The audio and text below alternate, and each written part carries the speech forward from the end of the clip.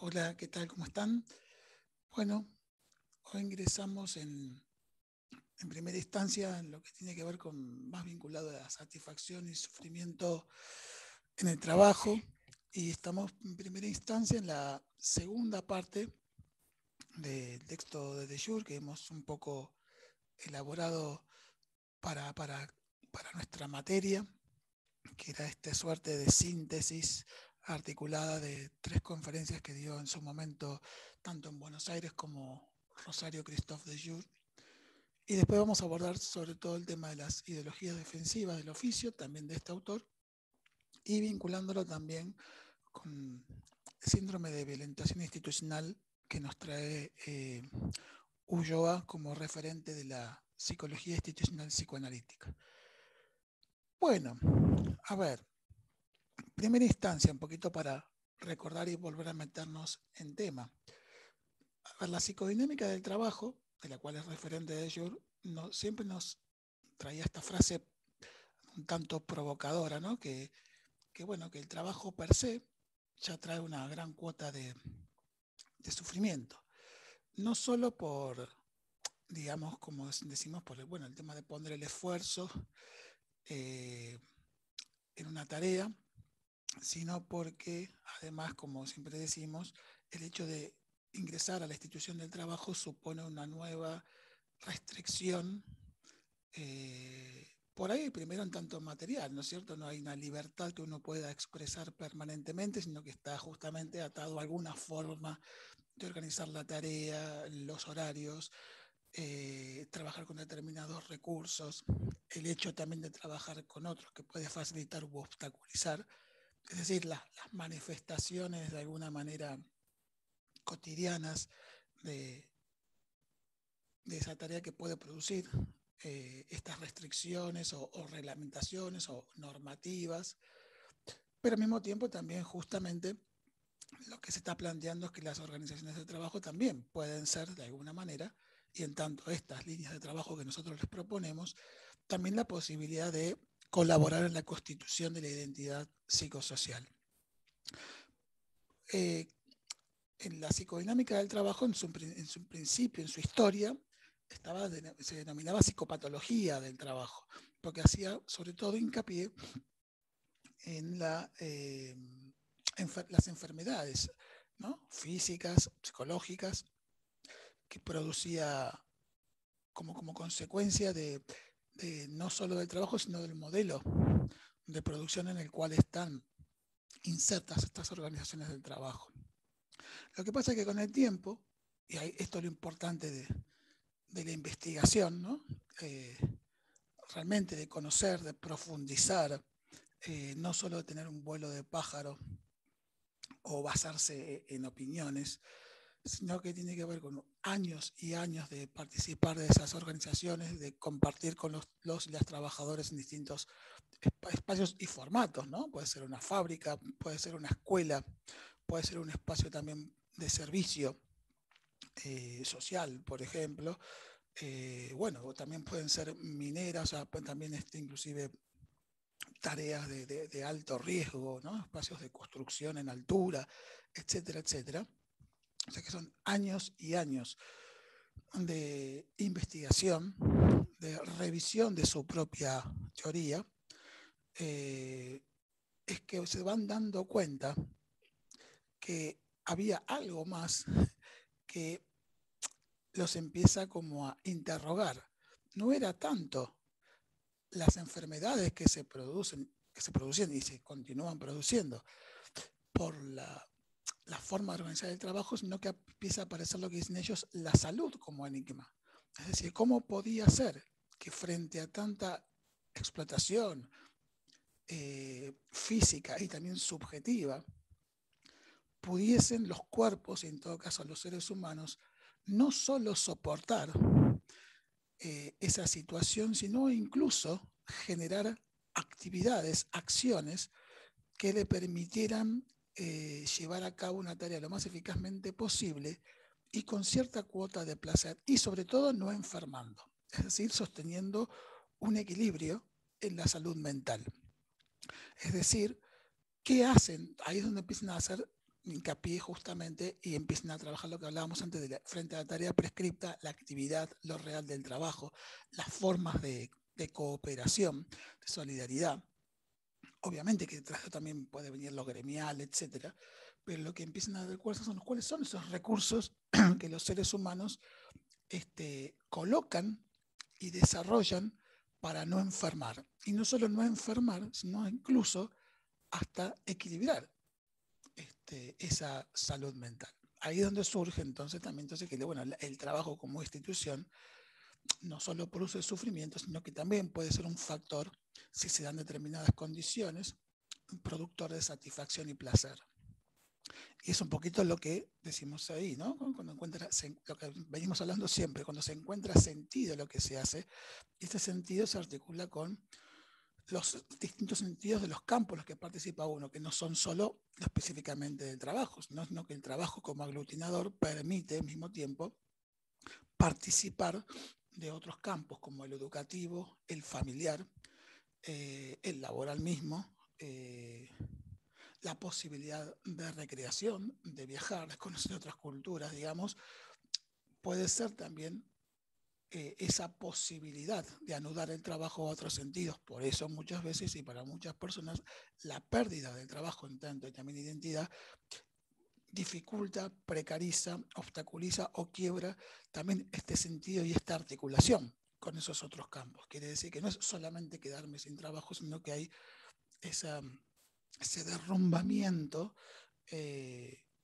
tiene estas otras consecuencias anexas, la falta de dinero o la pérdida del vínculo, esa depresión, la entrada en crisis, las posibilidades de enfermedad y hasta la quiebre de la salud mental, es porque está asociada a una pérdida de sentido en esa articulación de sentidos en esos otros campos. Entonces, decíamos, todo trabajo, en la primera etapa decíamos que tiene, o de jure, la psicodinámica del trabajo siempre viene provista de una cuota de sufrimiento. Y como él decía, no solo es el sufrimiento de este trabajo, sino que inclusive él dice que el trabajo permea la cotidianeidad, ¿no? En todos los espacios. Muchas veces porque como él decía que el trabajo es ante todo fracasar, el fracaso lo que hacen muchos es tratar de pensar las maneras, y ahí viene el tema de la salud, ¿no? La salud como enigma, como se disparan mecanismos que intentan buscar, crear, imaginar soluciones frente a los imprevistos, imponderables o situaciones conflictivas que plantea el trabajo concretamente. Cuando se encuentra la solución y se pone allí, bueno, esto también trae esta cuota de satisfacción. Y acá viene entonces un punto que nosotros venimos un poquito repitiendo desde el primer día, ¿no es cierto? Que tiene que ver con que desde la psicodinámica del trabajo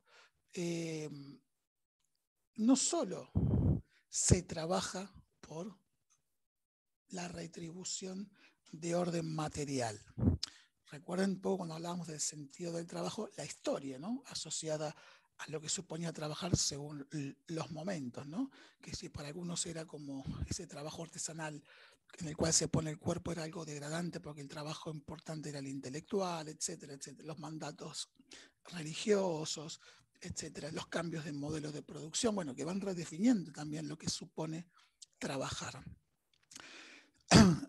Revisando y articulando con esa historia, y contrariando al mismo tiempo la organización científica del trabajo, el Fordismo, más recientemente el toyotismo japonés, ¿no? Para quien no conozca, el toyotismo tiene que ver con la fábrica Toyota, pero en tanto también modelo de producción, ¿no? Toyota es una empresa también automotriz, como lo es Ford también, y que bueno, su estructura y método de trabajo fueron trascendiendo la propia fábrica hacia generación de modelos, inclusive nacionales, ¿no? Toyota es como un emblema de Japón, y permea también incluso el resto de las formas de trabajo de otras instituciones laborales.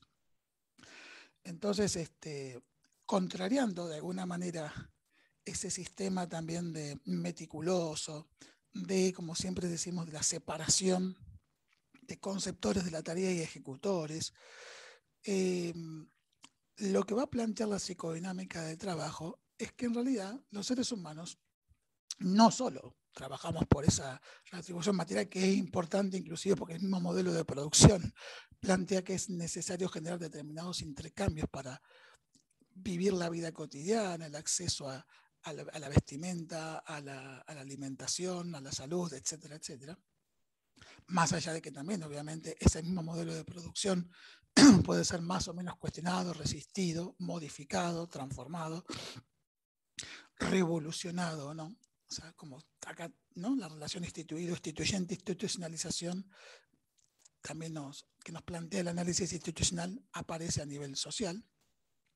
Pero, volviendo, lo que nos trae de Jure es que, sobre todo, la retribución que busca o se surge a partir de pero digo esto a partir de las investigaciones, no porque sea una cuestión meramente filosófica, sino que tiene que ver con la posibilidad de la sublimación, va a traer de Jure, ¿no? este concepto que trae Freud, en el punto que en el trabajo se empieza a notar claramente esa modificación del objetivo de la sublimación y del objeto. Si las pulsiones sexuales en su momento de desarrollo, ¿no?, tendían a, desde el principio del placer, a tener y envolver y obtener ese placer de objeto, que tenía que ver con el objeto y las pulsiones de orden sexual, a lo largo de ese proceso de humanización y de Castoriadis o de socialización,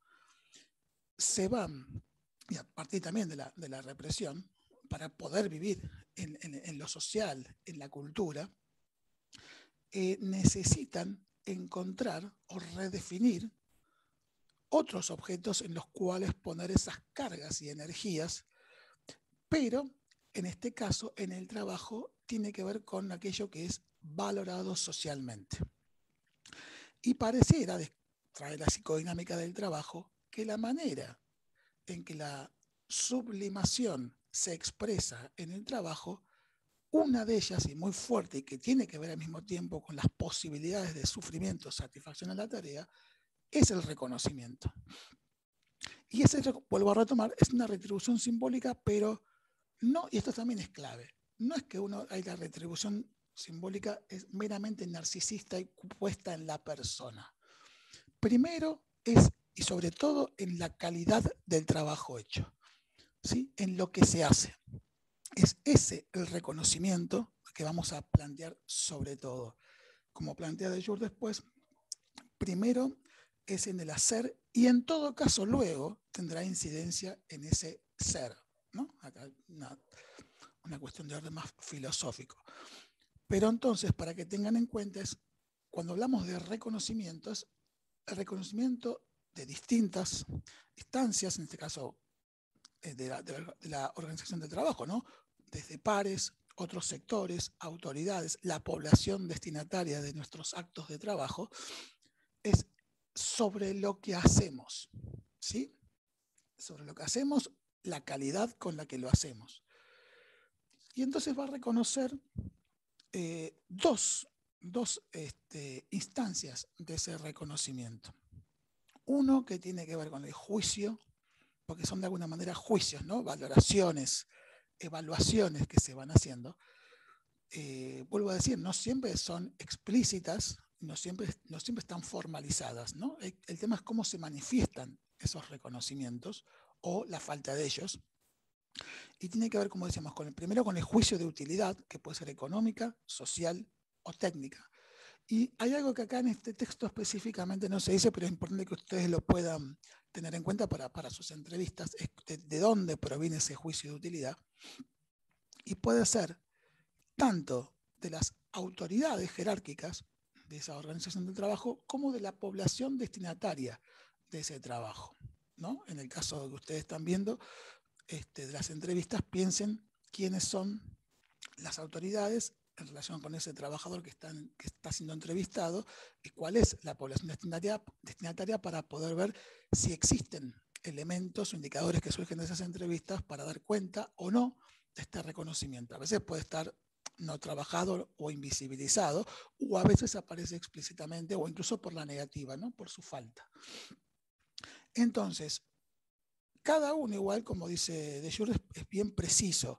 Entonces, cuando hablamos del juicio de utilidad, tiene que ver con la organización del trabajo, sobre cuál es la utilidad de ese trabajo, esa calidad de trabajo en función de la organización del trabajo. Y para que dé cuenta de las autoridades, no tiene que ver solamente con los discursos o una palmadita, esto de qué bien que estás haciendo el trabajo. Esa utilidad se va notando, por ejemplo, cuando determinadas propuestas de trabajo empiezan a ser apoyadas por esas autoridades. Por ejemplo, con la escucha de la necesidad de proveer al personal de determinados recursos, puede hacer estas condiciones vinculadas a las condiciones y medio ambiente del trabajo, puede también tener que ver con una distribución diferente de las ganancias, o sea, algo del orden material, pero también el juicio de utilidad desde las autoridades puede estar dado a partir de favorecer, promover o colaborar en la formación continua de esos trabajadores, la participación en jornadas, encuentros, seminarios que sus trabajadores puedan desarrollar, ¿no? Permanentemente y metaforizar sus deseos en esa institución en aspectos de orden valorados socialmente, por ejemplo, a través de los conocimientos y los saberes. Los trabajadores empiezan a notar que su experiencia, su expertise, ¿no? Su oficio, sus reglas, de alguna manera, son advertidas por las autoridades y promueven condiciones para que esos trabajadores puedan seguir creando, encontrándose con otros, produciendo conocimiento que va a ser seguramente volcado a la organización. Pero también, y esto también es muy importante, que son consecuencias de este reconocimiento, y sabemos esto, trasvasan luego esas organizaciones, las paredes de la organización, para justamente insertarse e intervenir en el resto de los campos en los cuales intervienen, ya no solo como trabajadores, sino intervenimos como seres humanos. Obviamente uno podría decir, bueno, pero a las autoridades les conviene que esos saberes que aprenden los trabajadores sean luego puestos en la institución. Sí, pero justamente no tiene que ver con la lógica de la organización científica de trabajo, porque aquí entonces los trabajadores empiezan también a tener cierta y gran cuota por ahí de decisión en el hacer ese trabajo y le van a poder imprimir formalmente y ser reconocida formalmente, e incluso por ahí en los reglamentos, en las normativas, en los protocolos, estas nuevas formas de hacer la tarea, como decíamos en tiempos, por ejemplo, en el trabajo social, bueno, por ahí participar de nuevas discusiones, nuevas investigaciones, nuevas categorías para intervenir, ¿no? Esto que decimos de nuevos paradigmas o nuevos atravesamientos como el de género, como el de la ESI en los espacios educativos, como el matrimonio igualitario y todo lo que tiene que ver con esta nueva perspectiva de la diversidad sexual, etcétera, etcétera, que empiezan a permear también la tarea. Ahí hace poquito también está ahora en discusión la perspectiva de derechos para la población en situación de calle. Bueno, todo eso al mismo tiempo supone formarse y actuar. Entonces, no siempre la idea es que se haga un sobreesfuerzo, ¿no? De los propios trabajadores que por fuera del trabajo tengan que además sostener su propia formación, sino que cuando las instituciones permiten esta nueva formación que luego es puesta en el trabajo, incide al mismo tiempo entonces en la calidad del trabajo, que es lo que le produce esa retribución simbólica en tanto reconocimiento. Y además, obviamente, se va a empezar a notar en la eficacia en la tarea. El otro juicio de utilidad está en el extremo, que es la población destinataria. Y en general se manifiesta de manera afectiva. En general la población,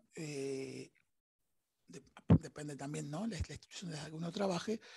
Si pensemos en un hospital pediátrico, muchas veces puede ocurrir que ante determinada situación extrema o no extrema, de un bebé, un recién nacido, algún tipo de enfermedad más o menos grave, o que está vinculada además también a la situación de pobreza, etcétera, etcétera, muchas veces la forma en que la población tiene de reconocer esa tarea es, por ejemplo, trayendo ese bebé a los 6 meses y mostrándoselo al personal, diciendo, miren cómo está él gracias a la intervención que ha hecho esta institución.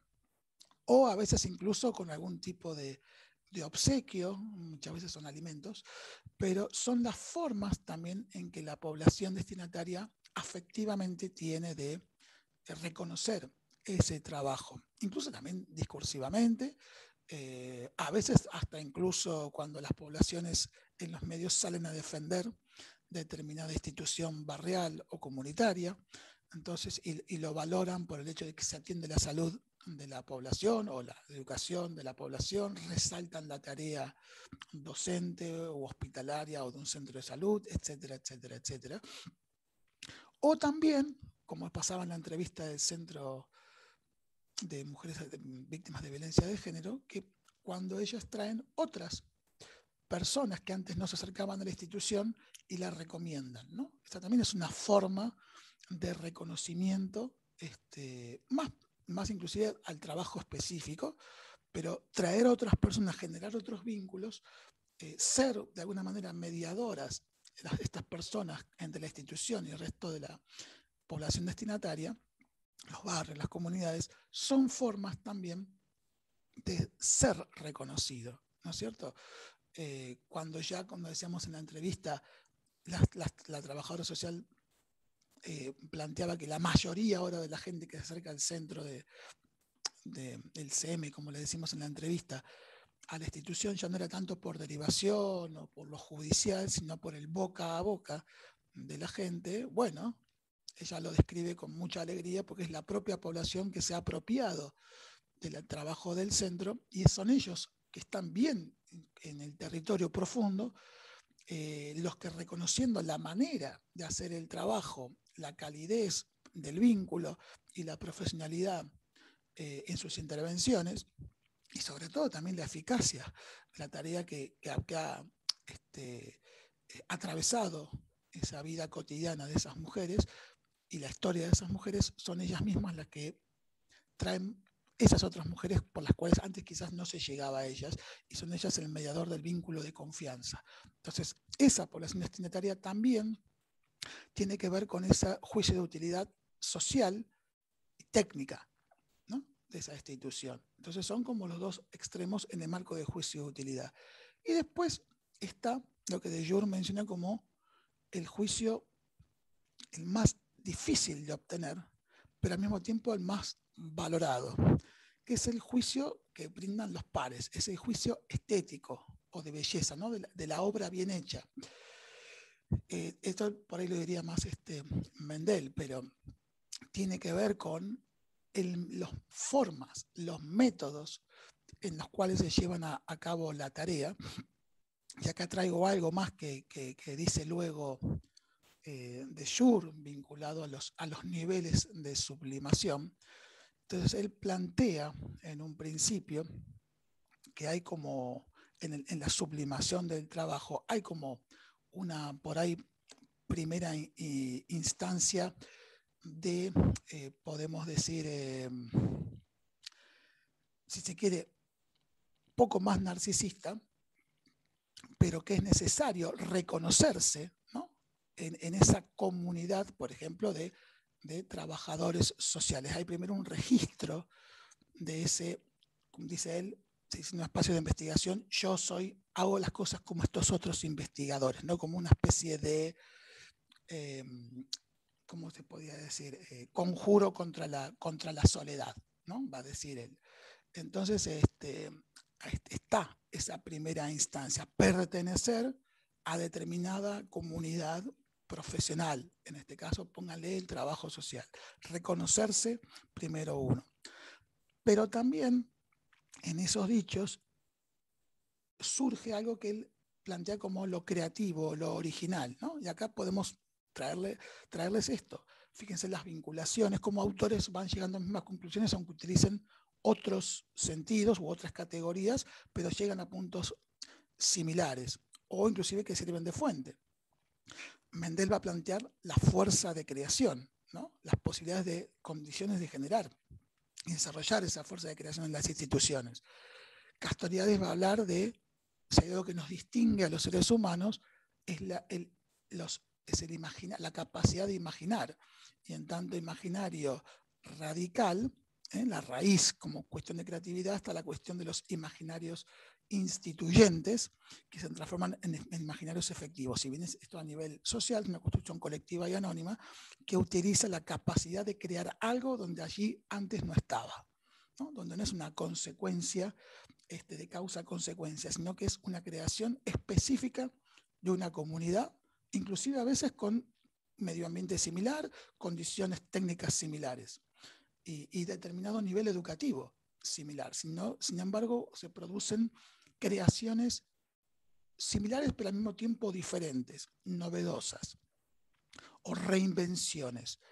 Entonces, él lo que va a decir de Jure es, entonces, esta originalidad también es descubierta en este posible reconocimiento de los otros, y lo que va a plantear, por ejemplo, es cuando una forma de intervenir de alguien en particular o por ahí de un pequeño grupo profesional trasciende a ese grupo y empieza a ser reconocido por el resto de los colegas, que aparte pueden ser bastante profundos, críticos, por eso es el más difícil de obtener, pero esa forma de actuar pasa a ser como una marca registrada, si se quiere, como parte de la identidad de todo ahora el equipo de trabajo, puede ser, o el colectivo, si es que se conforma como colectivo de trabajo. Y esa es una forma del reconocimiento del juicio estético o de belleza. Vuelvo a decir, no es solo decir qué bueno lo que haces, sino que empieza a permear la práctica colectiva de ese grupo, que incluso hasta le puede generar nuevas modificaciones, pero a partir de esa pertenencia a la comunidad y esa originalidad en llevar a cabo una tarea, que puede ser, como decíamos, un dispositivo de intervención, pero también la manera que tiene de vincularse con entre los pares o con la población destinataria, ¿no? ¿Qué recursos se utilizan personales o de redes para trabajar? Y eso puede ser algo novedoso que antes no se hizo allí y que entonces determinada eficacia empieza inclusive a permear las formas de hacer de otros que antes no lo llevaban a cabo así o tenían ideas diferentes de cómo intervenir. De Jure lo plantea inclusive hasta como en un primer momento como que primero eso se va sintiendo, uno va aprendiendo eso en el contacto con ese oficio y con los materiales inclusive de su trabajo. Él va a traer el tema del cemento, va a traer el tema de la madera, ¿no? De ese amor por la madera, y él dice, y comparto, eso cuando él habla del amor por esa madera o amar ese cemento o amar, también trae el ejemplo de la música, y acá les voy a compartir un ejemplo.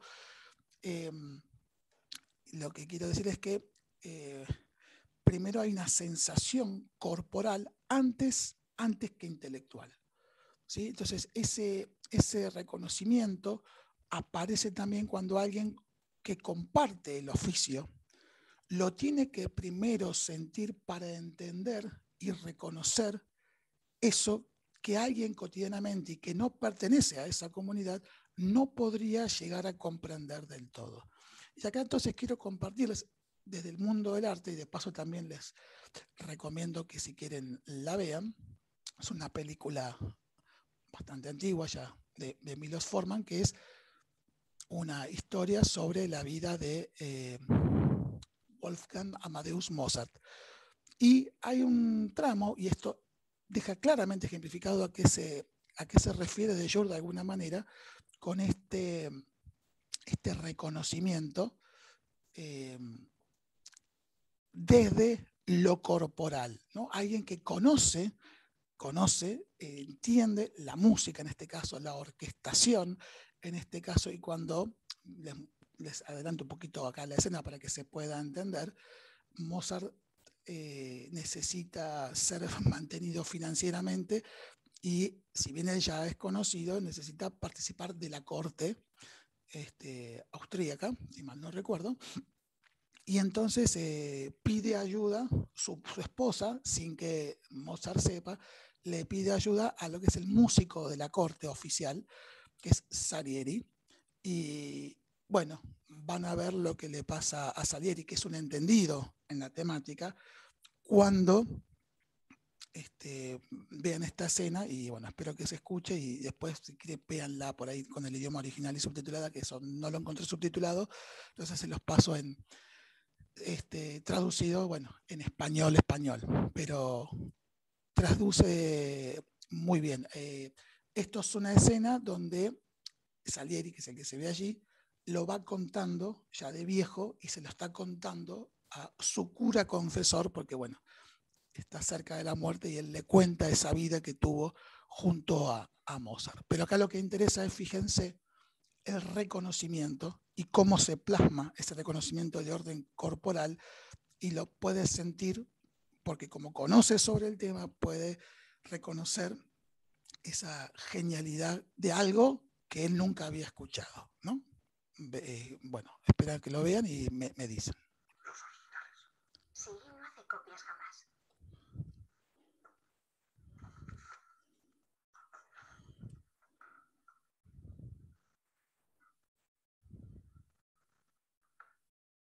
Estos son los originales.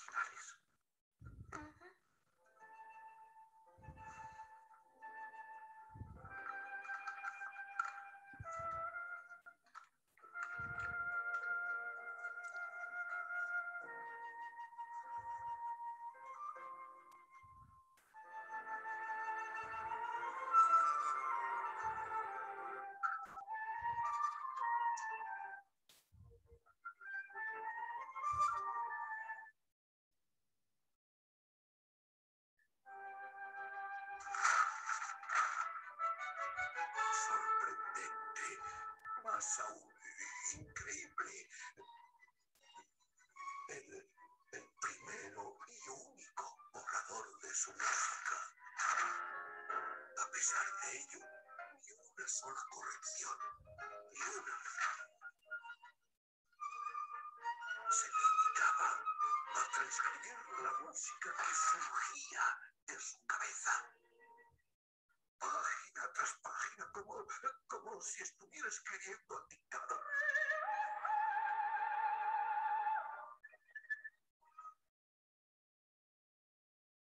Tan acabada como yo no podía imaginar. Cambias una nota y empeora sensiblemente. Cambias una frase y la estructura se desploma. Esto evidenciaba que aquel sonido que oí en el Palacio de Garcinis no era un simple accidente. De nuevo era la voz de Dios,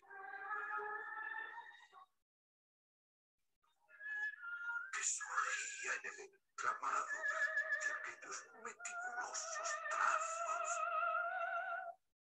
La más absoluta belleza.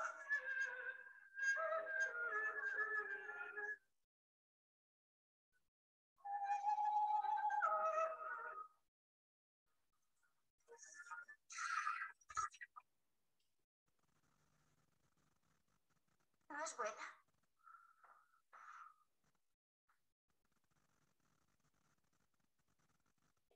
Es milagrosa. Bueno, fíjense, ¿no?, cómo lo siente corporalmente, cómo puede, en todo caso, reconocer esa creación nueva, y bueno, de alguna manera, a veces no con tanta emoción, pero esto puede producirse también en los distintos oficios. Y eso es a lo que se refiere sobre todo de Jure en este juicio de belleza, ¿no?, que a veces es difícil de reconocer, pero bueno, hay que escuchar también lo que dicen los entrevistados. Inclusive a veces los entrevistados pueden hablar de que ellos han reconocido a otros, ¿no? Su tarea y cómo la incorporan también en lo cotidiano, pero lo importante es que empieza a formar parte de ese mundo de la disciplina.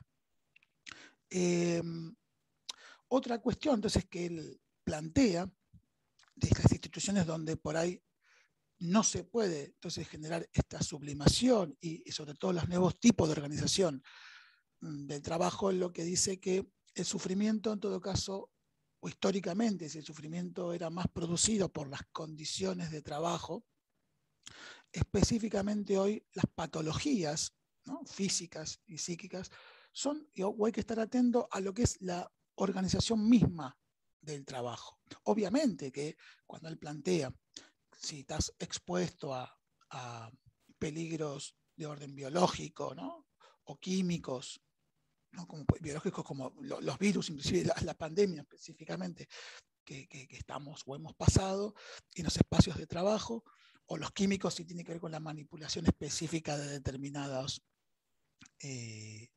objetos materiales de esa institución en particular, pero por ejemplo también pueden pasar en el trabajo social, ¿no?, cuando uno está expuesto en determinados lugares a respirar determinados olores, o los barrios están por ahí alrededor de aguas servidas, contaminadas, inclusive contaminada con metales pesados, si está alrededor de un polo fabril o petroquímico, o sea, donde también los profesionales están expuestos a eso y se producen y atienden enfermedades muchas veces vinculadas a ese tipo de situaciones, pero también a las condiciones de trabajo, ergonómicas, físicas. Entonces sí, eso condiciona y ha sido histórico, pero que también lo que es patológico es las formas de organización del trabajo. Si bien de Jure va a traer en tanto modelo neoliberal o neotaylorista también, las formas de evaluación, quizás nosotros en nuestras organizaciones, sobre todo las sociales, por ahí eso no aparece, pero las formas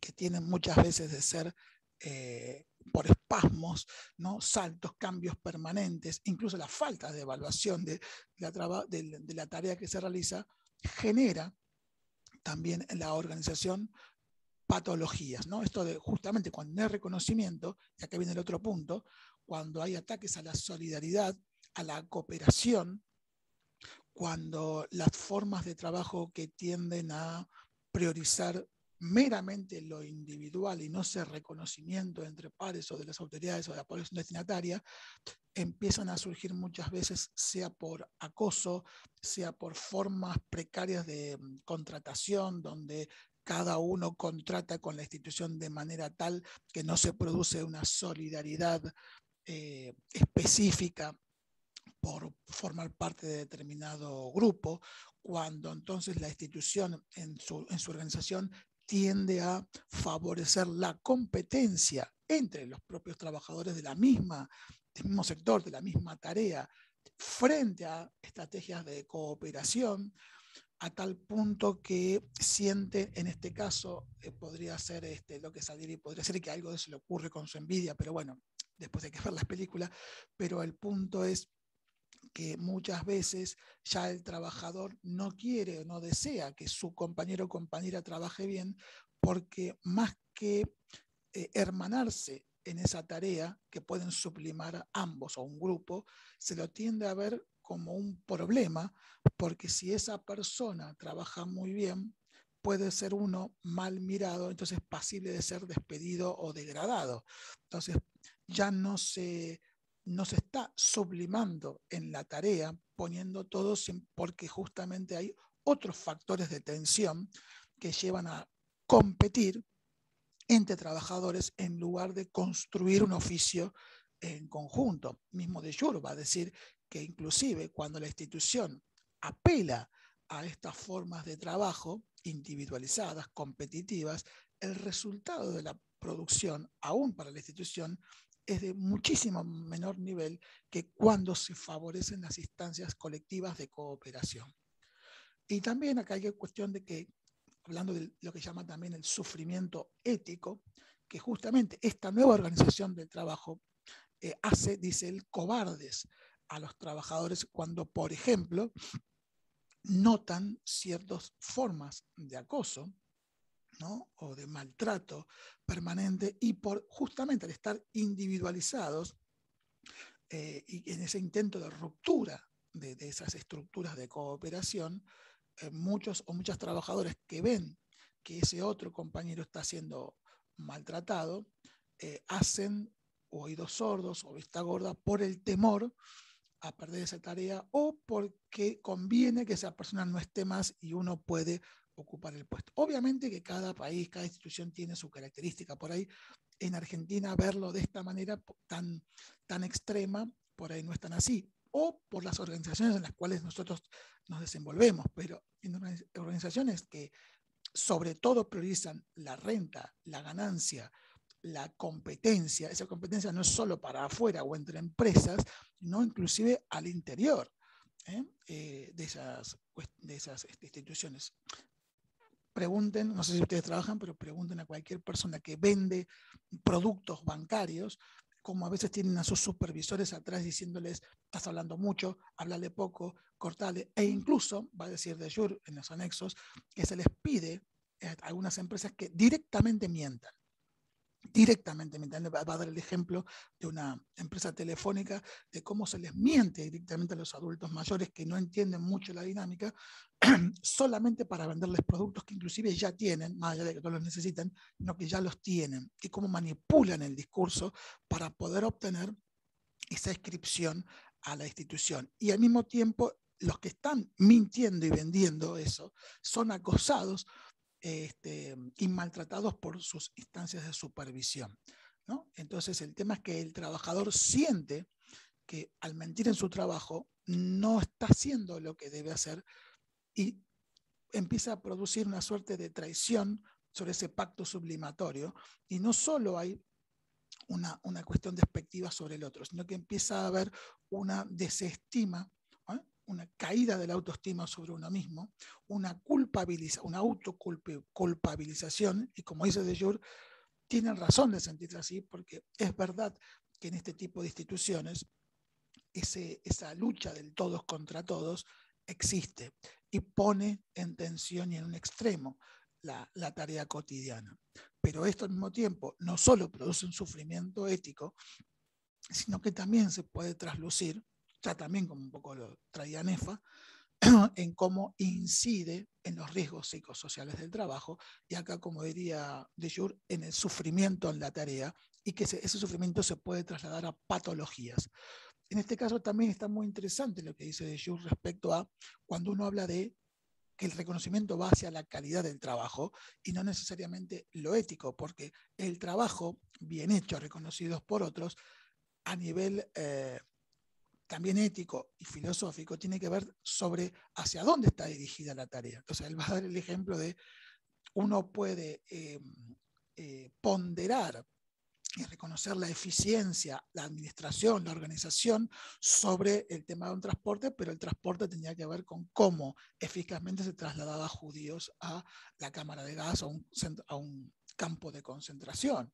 Entonces, bueno, o lo que nos ha ocurrido aquí con las dictaduras, digo, no necesariamente el reconocimiento tiene que ver con un trabajo que se puede considerar ligado al bien común, va a decir, a los acuerdos culturales, ¿no? Por eso es sobre el trabajo. Al mismo tiempo, la idea es que ese reconocimiento esté unido a una institución que provea y produzca un bien común, un bien social. Por eso él también dice que este tipo actual de organizaciones ya ni siquiera tiene que dar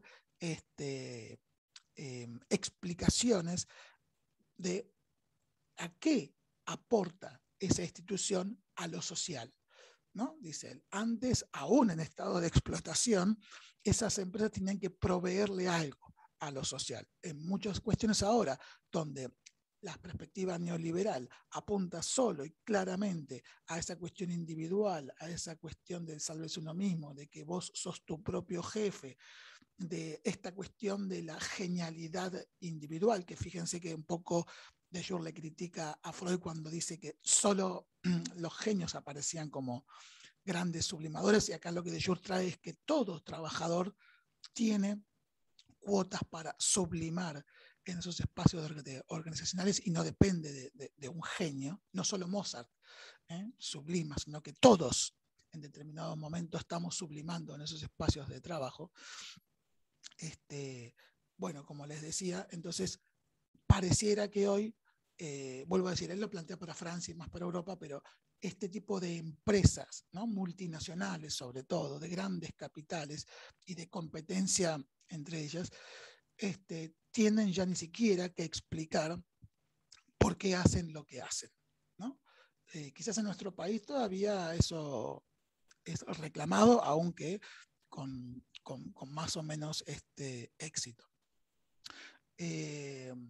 Bueno, un poco para entender esto, lo que plantea luego de Jure, que él dice, bueno, estas son las actuales maneras de las organizaciones, pero aún en estas condiciones hay posibilidades de negociar. Y él lo que dice es que frente a la mirada meramente cuantitativa,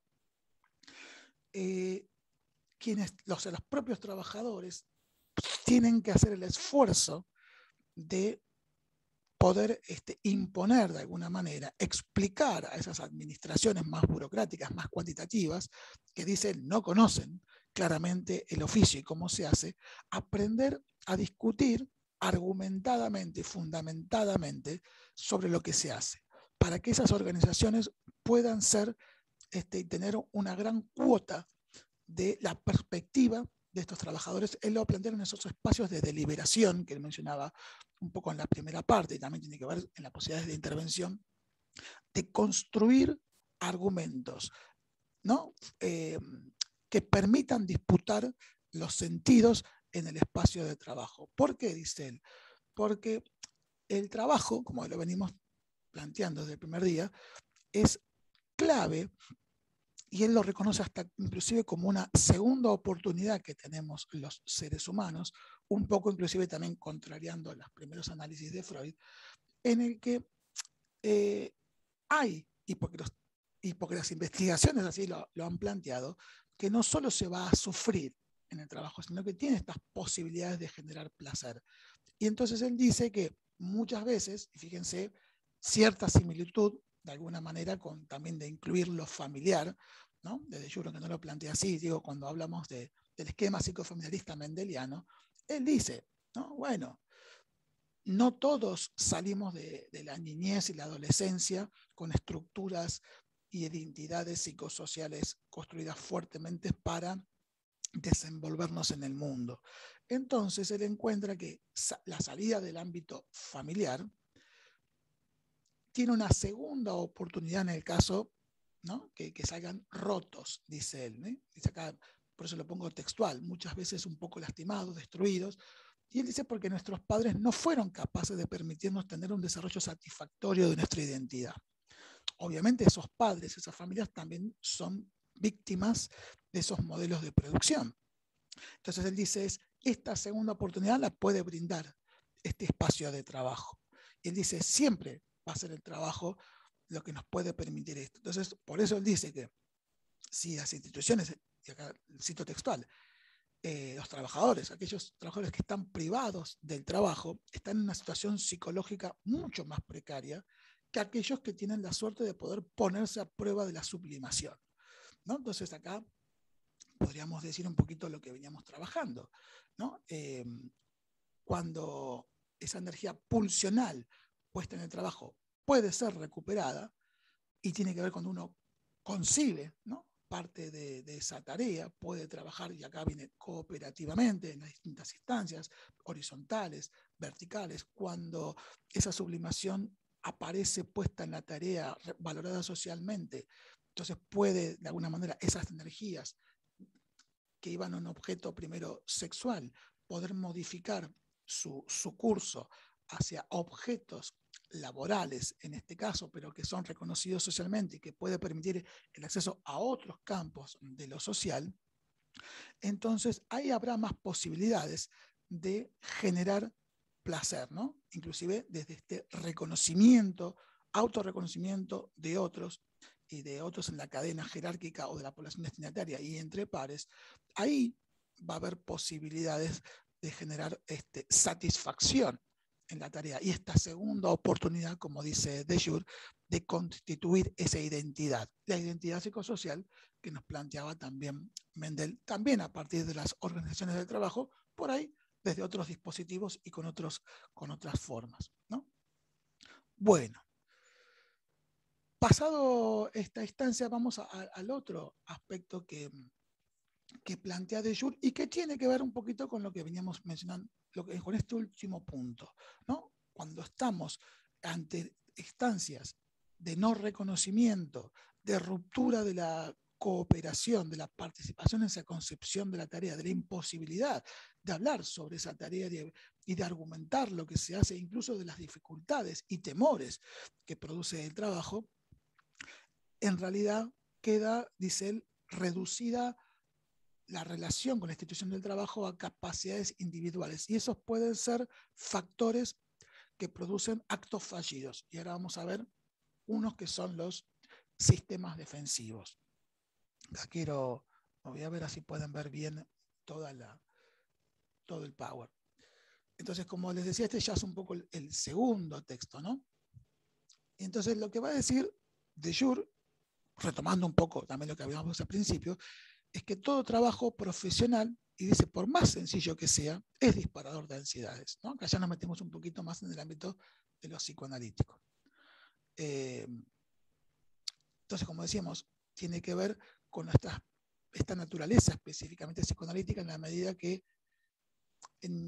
no se produce como conflicto intrapsíquico, sino que responde a un aspecto concreto de la realidad. Y tiene que ver con esto de las ansiedades, ¿no?, que dispara la tarea. Entonces, para poder abordar esas ansiedades, exige tareas específicas. Y eso es, como les decía, un poco se los mencionaba previamente, ¿no?, que esos riesgos reales tienen que ver con peligros externos inherentes a la naturaleza específica de cada trabajo. Y como este riesgo puede ser individual, pueden ser colectivos, como les decíamos antes, por exposición a cuestiones biológicas o químicas, ¿no?, propias del trabajo o de un contexto como el coronavirus, o que más allá que afecte a uno puede tener consecuencias para el colectivo. Entonces pónganle que uno viene y contagia, se viene contagiado, entonces contagia al resto. Entonces puede ser algo que produjo individualmente, pero al ir al espacio de trabajo puede generar un riesgo para el propio colectivo. Entonces, lo que va a decir él es que si bien hay condiciones, y puede haber condiciones físicas, o inclusive estas condiciones y medio ambiente de trabajo generan, por ejemplo, medidas de protección, muchas se muestran siempre incompletas porque hay un desconocimiento de la complejidad del riesgo, porque puede ser algo novedoso, como pasó con la pandemia, entonces hay que ir actuando sobre el momento, o porque también puede haber falta de decisión para brindar los recursos protectores necesarios, o por ser difíciles de obtener, ¿no? Esto de la vacuna, por ahí hacía falta un tiempo y hasta que llegara la vacuna se tenía que seguir trabajando, bueno, con determinadas medidas que uno se conocían o se iban conociendo sobre el momento. Y entonces todavía no son del todo efectivas para abordar el peligro, al cual se está expuesto. Entonces, lo que plantea de Jure es que, de todas maneras, siempre son mucho más efectivas las protecciones colectivas, pero en general las que se difunden e implementan en general desde las instituciones son medidas de carácter individual. Entonces dice que aquello que no alcanza a ser abordado por estas medidas de protección, que tiene que ver en general con los elementos materiales, ¿no? Estos pueden ser desde guardapolvo, barbijos, ¿no?, para hablar de la pandemia. Entonces, aquello que no alcanza a ser abordado por las medidas de protección materiales o las medidas psicológicas ligadas al cuidado y la seguridad, entonces supone la existencia de riesgos residuales, va a decir él. O sea, aquello que no puede ser protegido por estos ámbitos, por estas dos instancias, quedan como residuos y que son aquellos que producen esos factores de ansiedad para cada trabajador, porque los trabajadores sienten que ni materialmente ni psicológicamente está todo abarcado, o sienten inclusive que no está todo abarcado, y eso genera residuos de ansiedad que no están pudiendo ser canalizados. Entonces es frente a estas ansiedades devenidas de estos riesgos residuales, y por eso también dice él de los presumidos, ¿no? Es decir, aquellos de los que no se conocen detalles, pero supone a partir de ellos comportamientos guiados por sospechas, ¿sí? Entonces, frente a estos riesgos, que son a partir de los cuales, dice Deleuze, los trabajadores empiezan a desarrollar y elaborar defensas particulares. Si estas defensas, dice él, son eficaces, entonces es muy poco probable que surjan indicios en los discursos y prácticas de los trabajadores de la existencia de estas ansiedades cuando él dice cuando desarrollamos algún tipo de intervención. Por esos motivos es que la psicodinámica del trabajo busca indagar en los sistemas defensivos y así conocer entonces el impacto en la salud mental en la medida que pueden poseer una carga psíquica excesiva que provenga justamente del desconocimiento del riesgo y de sus límites y de los métodos concretos y efectivos que pueden funcionar como prevención, o peor aún, que conociéndolos, esos métodos no se tengan elementos adecuados para evitar esos riesgos o disminuirlos a su mínima expresión. Entonces, lo que lleva a que estos mecanismos posibles de protección se escapen a su control. Fíjense que esto que un poco pasaba un poco al comienzo, ¿no? Cuando los enfermeros o el personal de salud empezaba a decirse, ¿no? Los barbijos tienen una efectividad de 4 horas, pero trabajaban en turnos de 8 o 12 horas y por ahí no había provisión de nuevos barbijos. Entonces, conociendo los riesgos, era muy difícil, ¿no? Y tiene un impacto también en los objetivos, es que se sabían que estaban trabajando sin el recurso necesario para protegerse, porque se había acabado hasta ese momento su efectividad. Entonces acá había un riesgo real sobre el cual no se tenía control y no se podía cortar el trabajo y había una presión y una imposición de seguir trabajando, aun cuando se sabía que el elemento material que los protegía ya no tenía el porcentaje concreto que debía tener para protegerlos de posibles contagios, ¿no es cierto? Bueno, entonces lo que va a decir Deleuze es que la ansiedad es una respuesta psicológica a todo lo que contiene un riesgo y que no está controlado por la prevención colectiva. Esta es su concepción entonces de ansiedad. Entonces, cuando se despliegan mecanismos de defensa colectivos, estos, va a decir, son mucho más eficaces que los individuales. Pero esto también es clave porque él dice, bueno, estos mecanismos defensivos son efectivos por un tiempo, porque el problema no está siendo resuelto, ¿no? Pero los mecanismos permiten continuar trabajando. Pero los temores y las ansiedades que producen esos riesgos reales o presumidos continúan allí. O sea, esto no se resolvió. Entonces, esto que si bien son elementos de orden inconsciente, son traídos a la conciencia y la organización no provee de los elementos necesarios para paliar o erradicar esos peligros. Ahora bien, entonces, pasado el tiempo de no producirse esa solución o abordaje de estos riesgos reales, estos mecanismos de defensa que están cristalizados empiezan a perder efectividad, ¿no?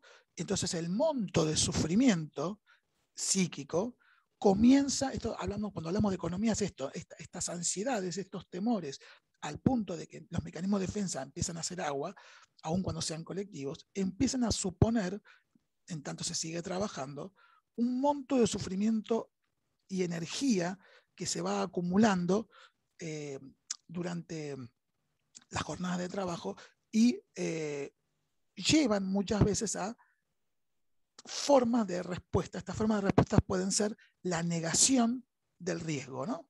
O la somatización corporal, o inclusive la manifestación de locura, de violencia, y como decíamos antes, actos o salidas fallidas, como pueden ser las adicciones, ¿no? Al alcohol, a las drogas legales, estamos hablando de anfetaminas, pastillas, o inclusive también a las drogas ilegales, y también lo que puede producir esa negación de los riesgos, incluso puede producir la muerte. A ver, doy dos ejemplos. De Jure por ahí trabaja más el tema de la caída de un andamio, ¿no? En un piso 30 donde se niega el miedo por cuestiones, ahora vamos a ver las ideologías defensivas, pero por ejemplo también en el trabajo social, esto no es para asustarlos, sino justamente para poder tenerlo presente, esta cuestión del no cuidado del riesgo, por ejemplo, con pacientes con salud mental quebrada, ha pasado un caso de una colega, Laura Iglesias, si mal no recuerdo, donde ella aún no pudo ser acompañada por la institución para atender a una persona de manera ambulatoria de un altísimo riesgo. Y vuelvo a decir, ciertos mecanismos defensivos que pueden utilizarse con la protección de la institución, con un acompañamiento de otro, frente a esta persona que producía por su estado salidas violentas o no, este hecho de que hace mucho tiempo que lo conozco, que lo atiendo, que conozco su trayectoria, podría de alguna manera,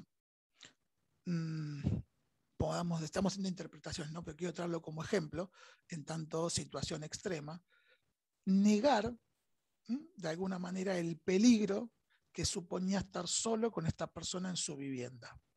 Bueno, lamentablemente, el desenlace fue tremendo, produce la muerte de la colega y justamente tiene que ver con que la institución no proveyó, ¿no?, de los medios de protección adecuados, por ejemplo, el acompañamiento, en qué tipo de institución tenía que ser tratado, de qué manera debía ser tratado, y esta negación, de alguna manera, de esa situación llevó a una cuestión extrema donde esta persona, que alterada en su salud mental, atacó a la colega, ¿no?, produciéndole la muerte. A esto nos referimos cuando, sin ir a este extremo, no están dadas las condiciones y uno tiene que estar permanentemente expuesto por su tarea a este tipo de situaciones. Y en tanto no sean resueltas, porque son riesgos reales, es decir, puedo ser asesinado o puedo ser atacado con mayor o menor virulencia por la propia población destinataria, pero por las características y naturaleza que tiene esa población, es necesario, en tanto son riesgos reales, es necesario justamente evitar esa negación, o al mismo tiempo puede ocurrir que no me enfermo, hoy no puedo ir a atenderlo, y eso estoy hablando de temores, o me enfermo, entonces no voy a la institución justo cuando tengo que atender a ese tipo de situaciones de salud mental, por ejemplo. Entonces está dando cuenta de indicadores que somatizan en el cuerpo algo, ansiedades que no están pudiendo ser resueltas, donde ya los mecanismos defensivos individuales y también los colectivos ya no son efectivos para poder seguir trabajando. Entonces salen síntomas, o también se puede manifestar mediante vínculos o más o menos virulentos con los compañeros. Por eso siempre les decimos que la escucha clínica es clave, porque una disputa no tenga que ver solamente con algo de la disputa del trabajo en sí o de algo personal, sino que pueda estar también incubando aspectos que tienen que ver con el fracaso de determinados mecanismos defensivos por temores a riesgos reales que se producen en el trabajo institucional. Fíjense que también de Jure trabaja, ¿no?, el tema de las adicciones, como recién les decía, que trae a ver, las adicciones traen otro tipo de problemas, porque justamente cuando en el trabajo, sea porque un compañero o compañera empieza a consumir, ¿no?, en tanto acto fallido para poder sostener su tarea, alcohol, o se queda 2 horas después del trabajo antes de ir a la casa para no llevar los problemas y empieza a tomar determinadas pastillas o consumir otras sustancias, ya ni siquiera socialmente. En general esta persona empieza a tener deterioros o fallas inclusive en el trabajo, producto de esas adicciones. Se produce lo que también se llama la privatización del sufrimiento, pero la consecuencia que tiene esos actos fallidos que En el mejor de los casos, los equipos de trabajo le tienen lástima a esa persona porque está pasando por un mal momento, porque no pudo saber abordar las situaciones. Tiene que ver con culpabilizar, y la persona también se culpabiliza en tanto su fracaso como profesional a la hora de intervenir, y es visto como un producto individual y no como producto de una persona que somatizó, quizás por otro tipo también de sensibilidad, inclusive hasta por vivencias cotidianas, que de alguna manera la organización se está corporalizando en el síntoma de esa persona, pero el resto del grupo por ahí lo ve como un problema personal, ¿sí? Entonces a lo sumo se lo compadece, se lo intenta ayudar, y en el peor de los casos se lo sanciona, se lo disciplina, se lo culpabiliza. Y bueno, vuelvo a decir, como también esta víctima se culpabiliza por su fracaso en tanto profesión y en el trabajo de los compañeros, es un gran factor de sufrimiento que lleva también a algunos a un quiebre definitivo en su salud mental o actos que ponen en riesgo gravemente la vida.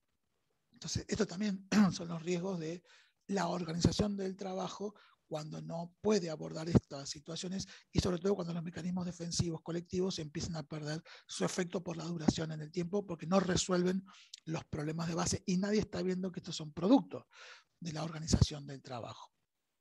Entonces, encima, además de esto, Deleuze lo que va a decir que hay otra instancia más compleja aún y que supone mayor peligro para la salud de los trabajadores, y son las que él denomina las ideologías defensivas del oficio, que son, y acá dice él, específicas de cada oficio. Tienen sus particularidades, pero lo que sí es común es que a todos los casos es que los propios trabajadores son quienes generan prácticas que los exponen a riesgos aún mayores a los que los somete la organización del trabajo. Como sintetiza Deleuze, crear o agravar la situación de riesgo es, en cierta medida, ser dueño de ellas.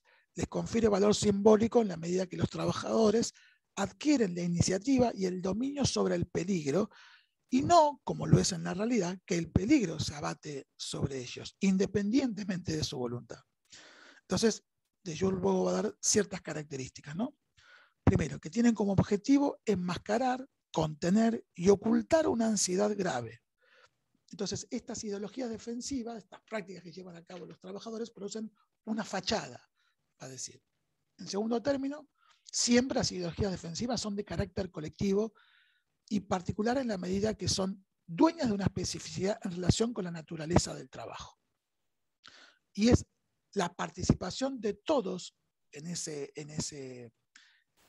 prácticas, ¿no? Es lo que le da la eficacia simbólica. Tienen que participar todos, si no, hay una amenaza allí. Y están dirigidas, como tercera característica, a luchar contra un riesgo real. Entonces, por eso la convierte en funcional a la productividad de la organización en la medida que la niega y la desafía. Una cuarta característica es que para ser operativas las ideologías defensivas deben tener, como decíamos antes, la participación de todos los miembros involucrados en el trabajo que posee ese riesgo, ¿no? Un sector, por ejemplo, como decíamos, expuesto a determinada cuestión biológica, como un virus o a productos químicos, o todo un sector expuesto, por ejemplo, a las alturas de la construcción, por ejemplo. Entonces, lo que ocurre acá es, como dicen Deleuze, si alguien no comparte la ideología, más temprano que tarde va a ser excluido del grupo. Entonces, la idea es que siempre permanezca funcional a la productividad en la medida, esto es interesante, porque opera como una seleccionadora de personal, ¿no? De quiénes son los más aptos para determinado sector. O sea, no tiene que hacerlo las autoridades, es el propio grupo de ese sector que excluye o incluye a quienes trabajan frente a ese riesgo, que está obviamente negado, ¿sí? Y se lo enfrenta directamente con actitudes desafiantes. Entonces, otro punto es que la funcionalidad quiere decir que sea operativo, funcional, también garantiza a través de conductas, ritos, actitudes de desafío al peligro, creencias y estructuras de pensamiento que le dan coherencia, ¿no? Por ejemplo, en las construcciones va a traer el machismo o cuestiones Fíjense, muchas veces para traer discursos, algunas cuestiones ideológicas o de creencias, ¿no? Muy interesante que algunas personas decían, no creo en el COVID. No digo que esto surja en los espacios de trabajo, pero, por ejemplo, trayendo este tipo de cuestiones, ligándolos al ámbito de la fe o la creencia, ¿no? Entonces es todo un grupo que dice no creer en el COVID, lo lleva, por ejemplo, a estar con otros sin barbijo, ¿no? A esto se refiere yo cuando habla de desafiar. Entonces, en tanto creencia o ideología, niego y vamos a, porque por ejemplo no me pueden proveer a todos barbijo, entonces nosotros acá trabajamos sin barbijo, porque nosotros sabemos cómo trabajar, estamos siempre frente al riesgo y nosotros lo desafiamos. Acá nadie se contagia, acá nadie está contagiado. Entonces, si alguien se contagió, es porque no hizo lo que debía hacer, que tiene que ver con estas conductas, con estos rituales que impone determinado sector. Vos no te cuidaste y vos te contagiaste. Vos sos la excepción que confirma la regla. Si hubieras hecho todo lo que hacemos todos, esto no te hubiera ocurrido, lo cual vuelve a profundizar esas reglas, vuelve a rigidizarlas. ¿Sí? Y entonces, por eso, ¿por qué? Porque estas personas, como decíamos antes, que por ahí vienen a cuestionar estas ideologías, son los que traen, en general, los riesgos reales a los que se está expuesto. Póngale a alguien que dice, no, pero mirá, si nosotros no usamos el barbijo, bueno, por ahí es una cuestión de suerte que hasta ahora no nos contagiamos, pero vamos a estar en contacto con personas, podemos llevar esto a las casas.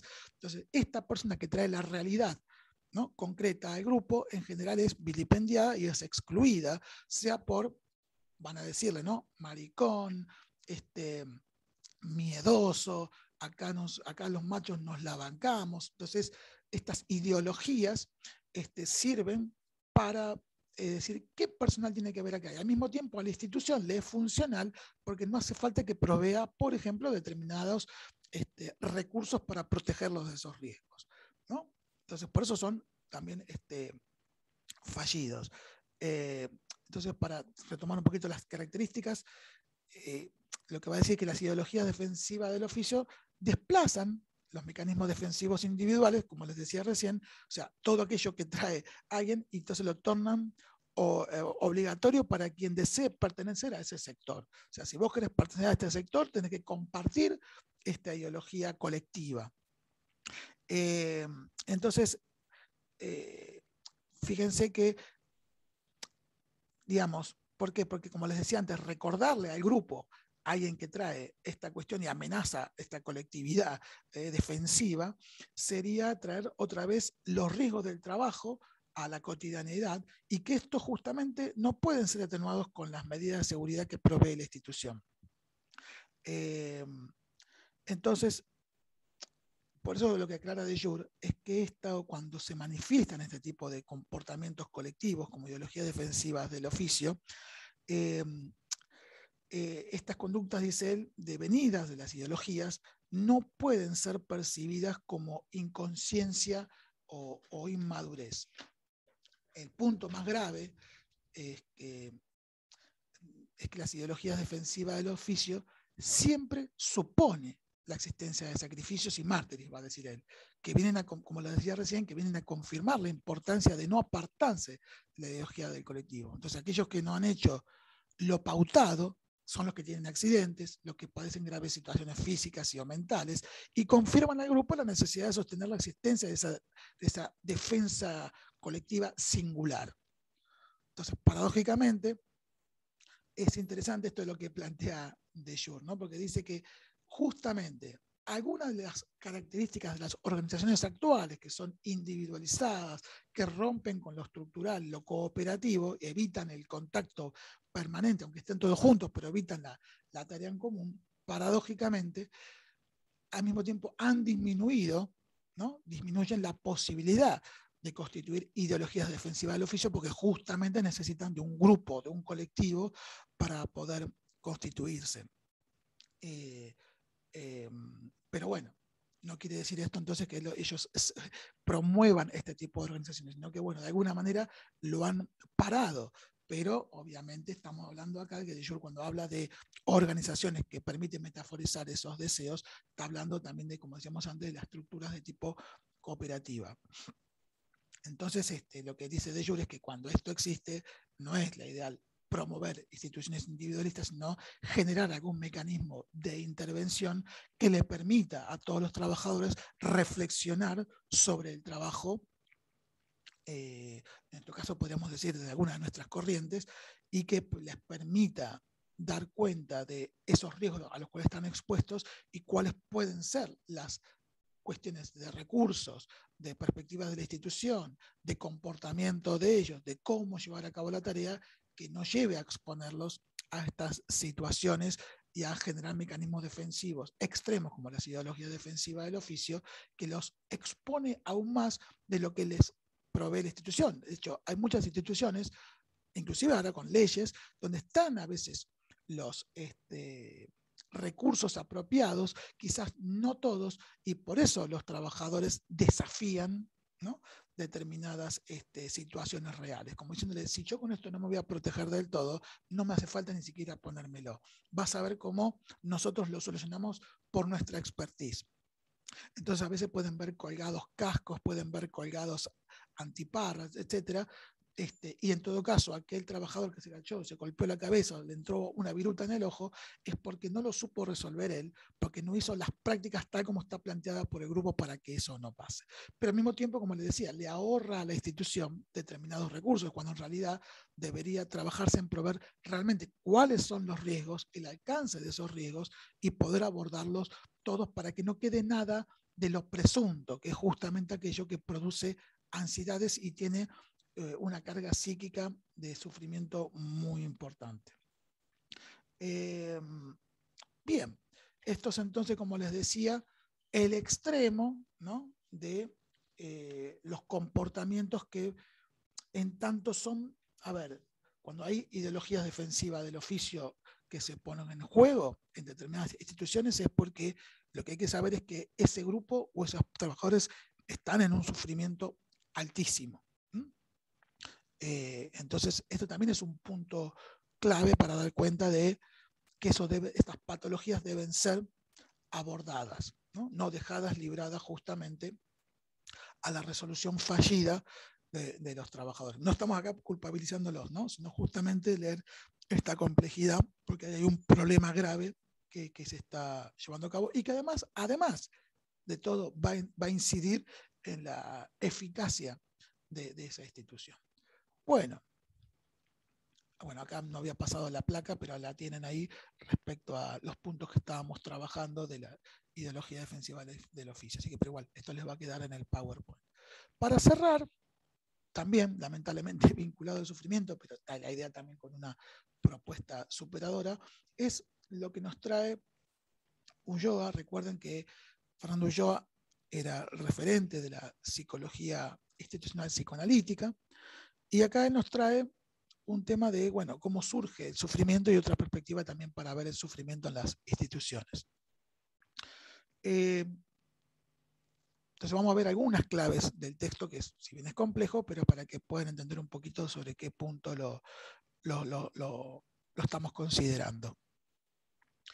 Entonces, miren que acá les voy a dar para que vean un poquito los puntos.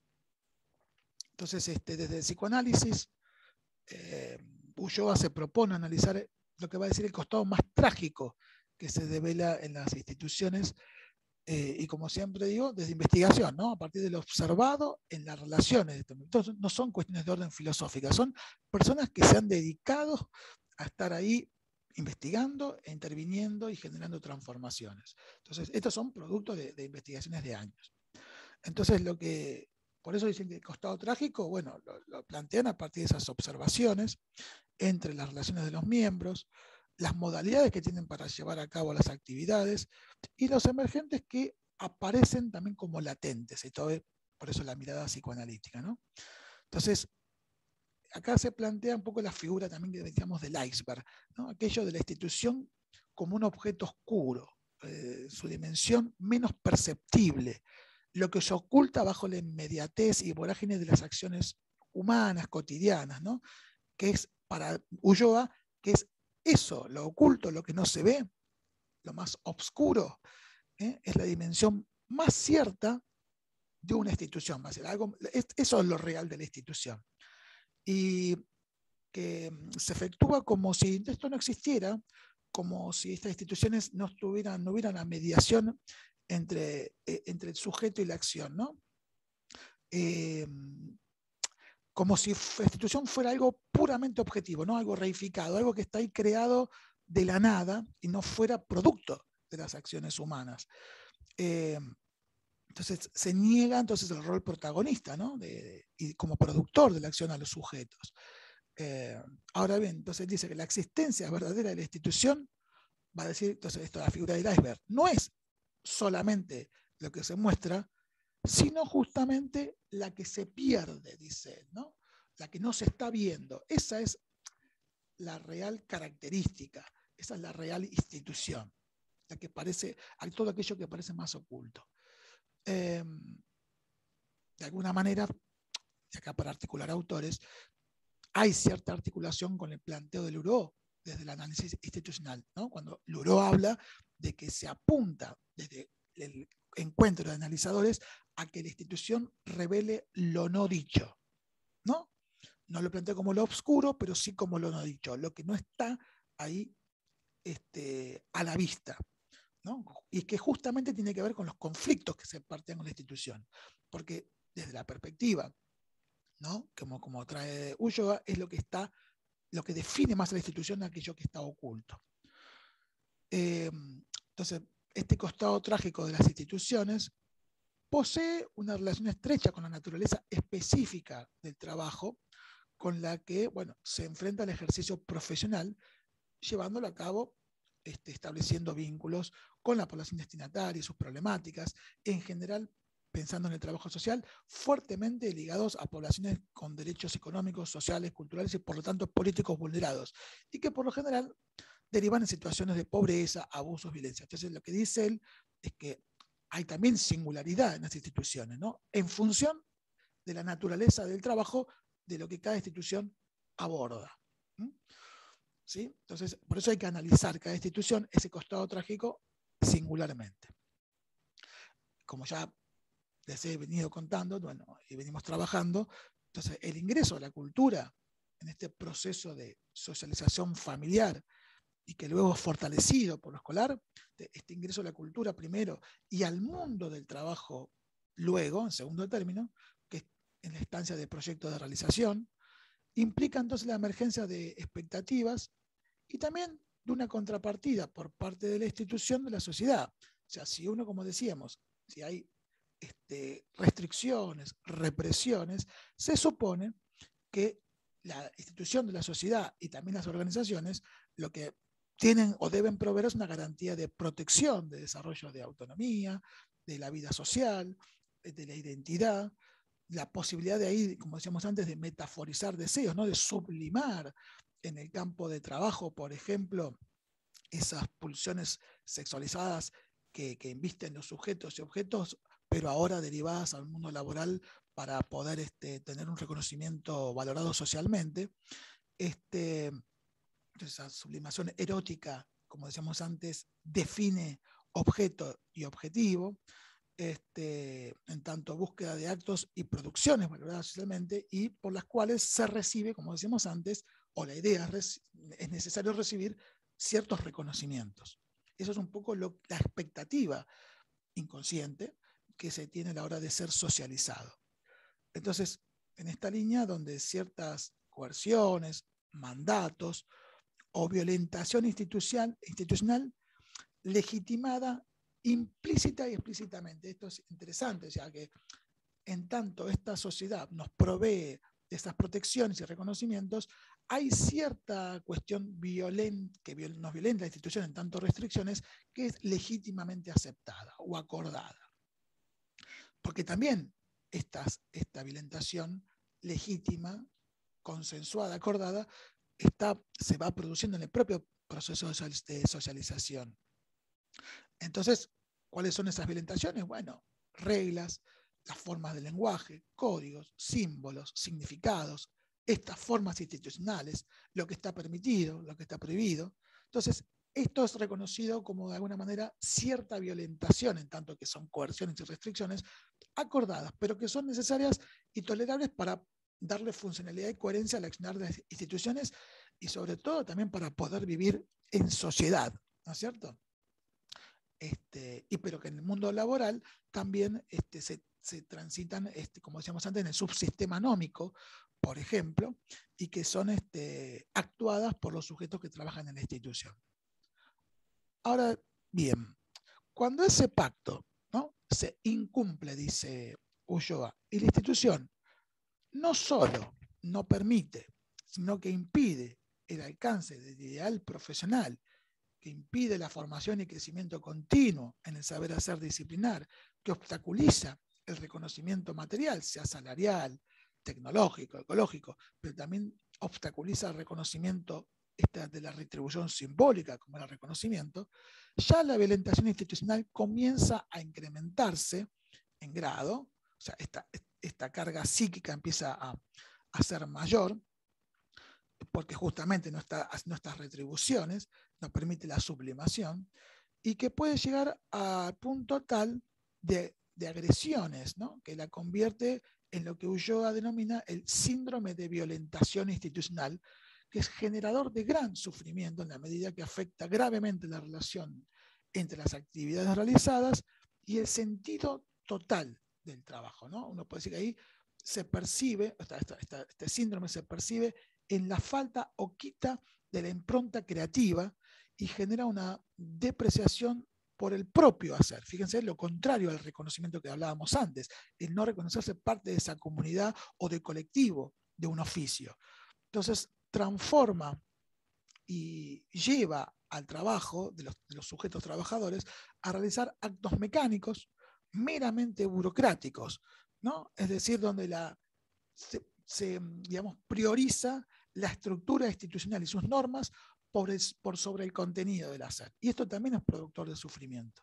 Entonces, la consecuencia más feroz será la de convertir esta modalidad en un estado naturalizado de funcionamiento institucional, ¿no? Esto que también decíamos, como que se niega que esto sea producto de determinadas relaciones, de determinada directiva, como si la institución naturalmente del trabajo es así y se mueve así. Y es lo que denomina, y ahí lo vemos en el primer punto, Ulloa, lo que él denomina que se transforma en la cultura institucional, que repercute con mayor implacabilidad en el trato, o distrato, va a decir él, volcado sobre la población a la que se maltrata, ¿no? Esto es interesante, que muchas veces ese maltrato del cual es vivenciado por los propios trabajadores se proyecta y se reorienta incluso a la población con la que se trabaja y a la que están destinados sus actos profesionales y esos vínculos intersubjetivos que se establecen. Entonces, esta cultura institucional, que al mismo tiempo hace víctima a los propios trabajadores de un sistema que se ha corrompido, dice él, y lo transforma paradójicamente en un victimario. Entonces, este sistema se caracteriza por crear y profundizar el primer punto acá que dice la fragmentación de las tareas individuales de cada sector. Fragmentación que se expande, dice el cual virus, hacia otras dimensiones como la comunicación, ¿no?, en los intercambios administrativos o la comunicación entre disciplinas, y también se expande hacia la dimensión de la psiquis, ¿no? Ahí se manifiesta como negación, fíjense un poco la relación con el tema anterior, ¿no? Se manifiesta o no la percepción de las condiciones de hostilidad surgidas, y ahí fíjense, de la traición del pacto acordado por atenerse a las restricciones institucionales impuestas innecesarias. Entonces, fíjense lo que pasa cuando se traiciona ese pacto, esa expectativa que se tenía de lo que debía proveer la institución, para la cual uno acepta esa violentación legítima, ¿no? Y hay una segunda negación, dice Ulloa, que está vinculada a negar justamente lo que se está negando, ¿no? Es decir, hay un no registro de los causales del contenido de esos enojos, iras, repudio primario. Es lo que Ulloa llama la renegación. Entonces, esta dimensión psíquica produce una doble negación, ¿no? Entonces, de aquí que por más que en este estado de situación existan quienes resistan, ¿no?, individualmente o denuncien esta conformación específica de la cultura institucional, su prédica se torna, y acá poco Ulloa se pone en tanto literato, dice, se asemeja a la metáfora de alguno que habla en un desierto de oídos sordos. Dice, esta sordera se manifiesta en el retraimiento hacia lo individual, refugiado cada uno en lo propio, profundizando el aislamiento, por más que se esté rodeado de una numerosidad social, ¿no? Esto también un poco ya de Jure lo planteaba antes, ¿no?, cuando da el ejemplo de la Renault, donde todos trabajan en el mismo espacio, sin embargo, se comunican por email, ¿no? Como que se ha roto esa comunicación. Entonces, fíjense también como acá plantea esto de ese retraimiento al trabajo de lo individual, donde lo colectivo no puede activarse, ¿no? La solidaridad no existe o desaparece y la reflexión individual y colectiva queda anulada, ¿no? Fíjense que también de alguna manera trae en tanto cómo es la forma de la organización del trabajo, no las condiciones específicas de medio ambiente, no el tipo de organización del trabajo como está elaborada, que atenta contra estas cuestiones y bueno, cómo hay distintas formas de que los trabajadores los llevan a cabo.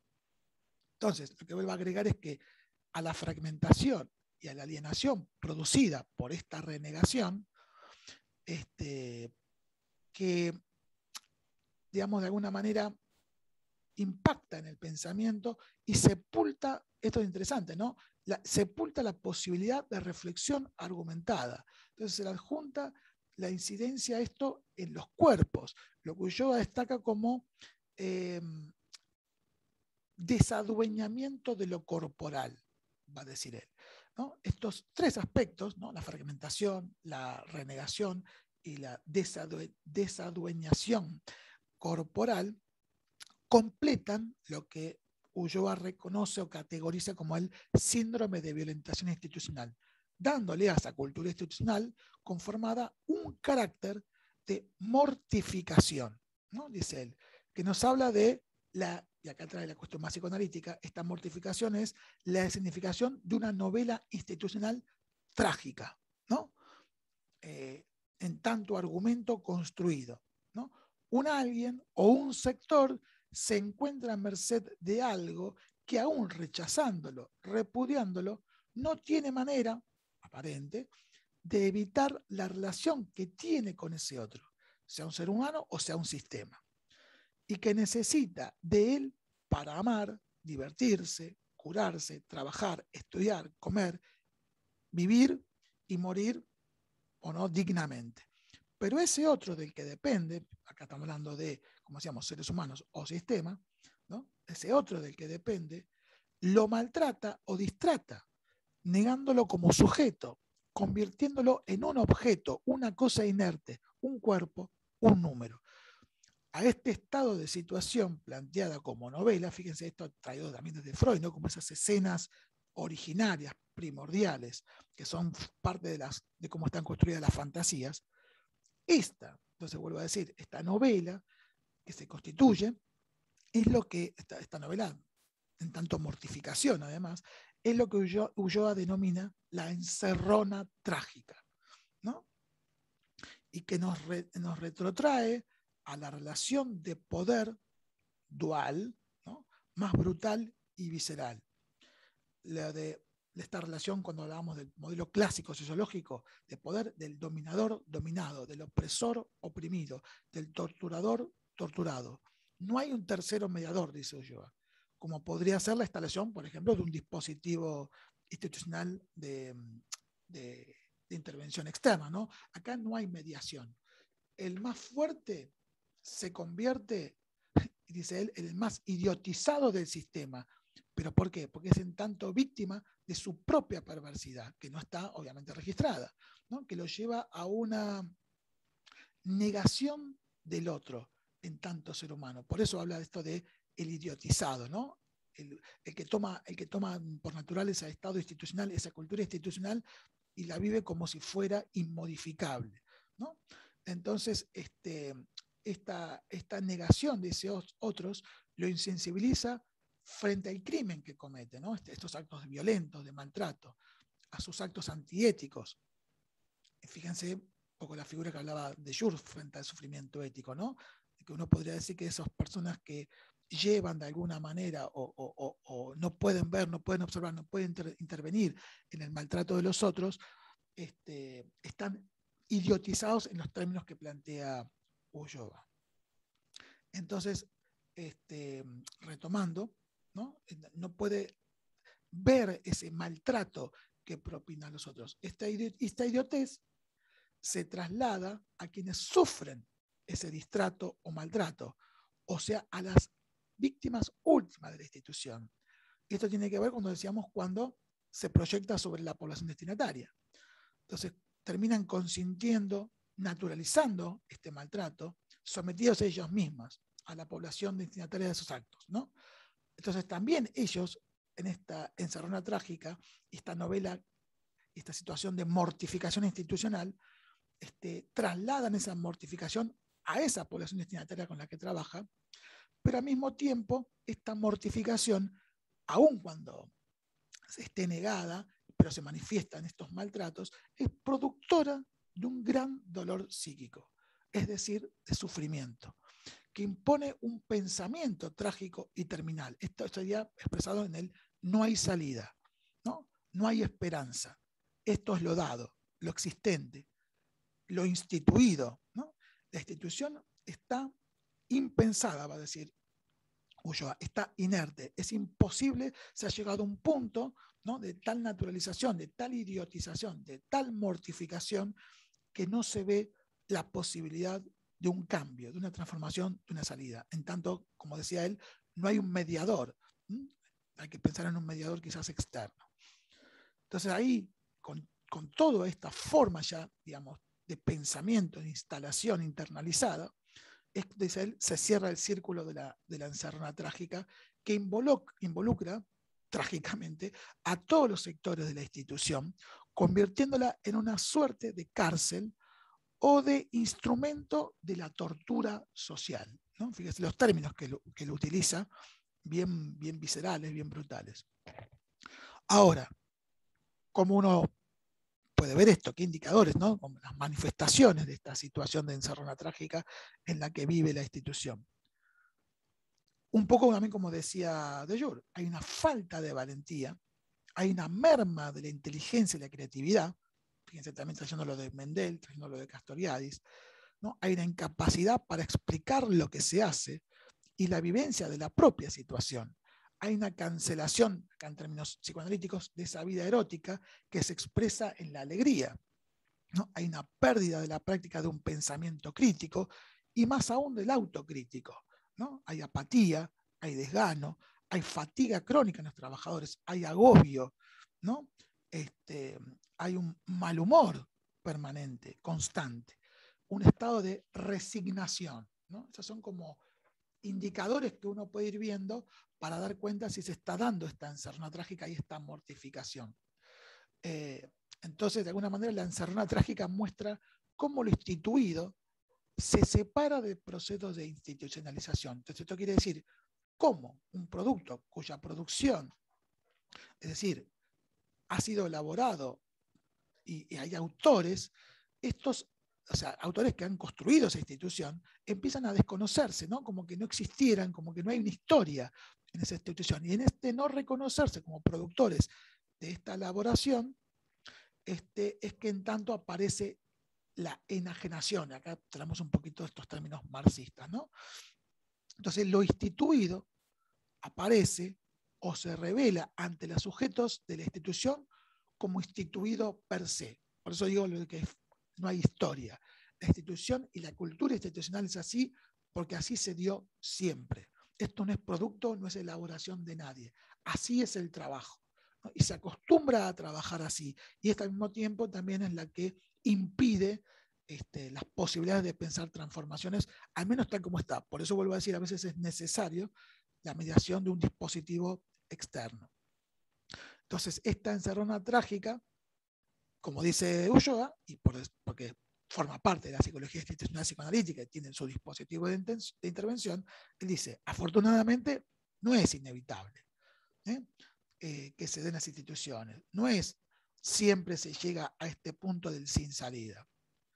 Pero Ulloa reconoce como universal también que existe un contagio dramatizado por el cual las instituciones asumen los atributos del objeto del cual se ocupan, ¿no?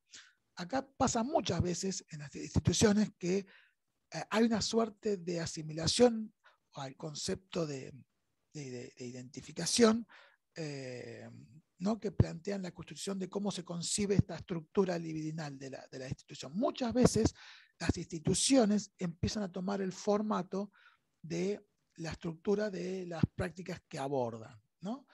A ver, ¿qué quiero decir con esto?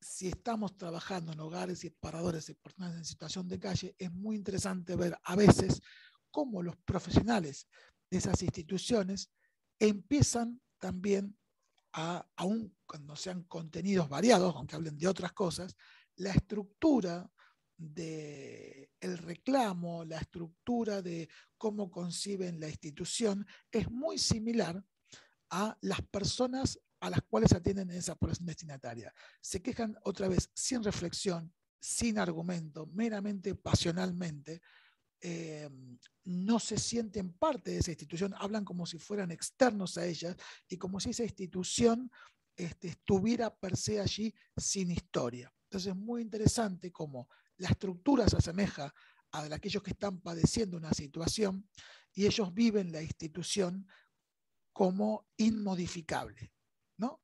Como imposible de transformar. Por eso, bueno, Ulloa, vuelvo a decirles, trae esta situación de análisis para ver cómo se puede salir de ella.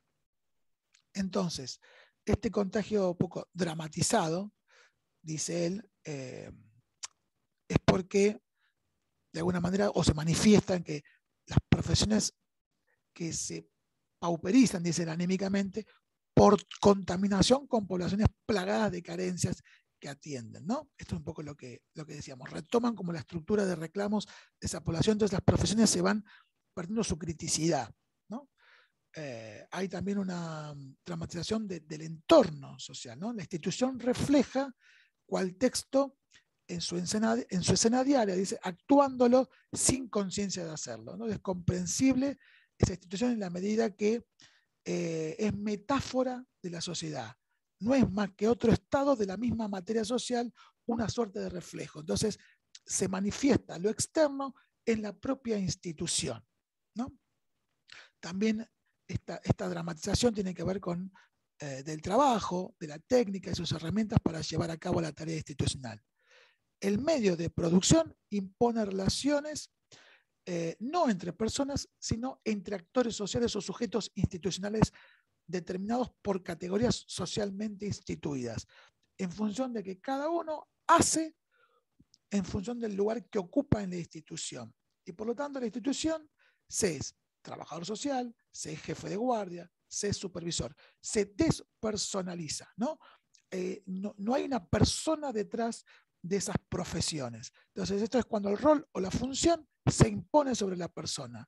La institución ha colonizado al sujeto, dice Ulloa.